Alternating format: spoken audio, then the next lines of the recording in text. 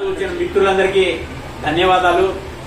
మనకు స్వతంత్రం వచ్చినప్పటి నుంచి మన రాయలసీమకైతే అన్యాయం జరుగుతోంది. మనకున్న బళ్ళారి జిల్లాను కూడా ఆ రోజే రాజకీయ నాయకులు మనకు లేకుండా చేసినారు. ఈ రోజు మనం ఎంతో నష్టపోయినాం. ఇకనైనా కూడా ఏ రాయలసీమ వాసి కూడా మనకు న్యాయం జరగడం లేదు. మనమంతా ఐకమత్యమై మనము సిద్ధేశ్వరం సాధించుకోవాలి. అదేవిధంగా ప్రతి రైతుకి ప్రతి పంటకు కూడా గిట్టుబాటు ధర కావాలని చెప్పి మేము 10 సంవత్సరాల నుంచి భారత ప్రజా రైతు సంక్షేమ సంఘం నుంచి మేము ప్రయత్నం చేస్తున్నాం. కానీ గవర్నమెంట్ అయితే ఆ కోవలో లేదు. ఎందుకంటే ఉదాహరణ చెప్తున్నాను. మొన్ననే నేను తెల్లవారి కొనేదానికి పోయినాను. 150 రూపాయలు ఉండే తెల్లవారి 350 రూపాయలు అంటున్నారు. ఏ విధంగా సామాన్యుడు కొనగలుగుతాడు? మన ప్రభుత్వాలు దీన్ని ఆలోచన చేయాలి. మన ప్రతి పంటకు గిట్టుబాటు ధర కోసం ప్రతి రైతు ప్రయత్నం చేయాలి.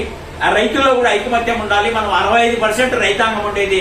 రైతులంతా మనం ఐకమత్యమై మనము ఖచ్చితంగా మనం గిట్టుబాటు ధరల మీద రాయలసీమ మీద మనమంతా ఖచ్చితంగా పోరాటం చేస్తే కనీసం ఒక 5-10 సంవత్సరాల్లో ప్రతి ఒక్కరికి మనకు న్యాయం జరుగుతుందని చెప్పేసి రైతులకు రాయలసీమ వాసులందరికీ తెలుపుతూ సెలవు తీసుకుంటున్నాను. జై రాయలసీమ.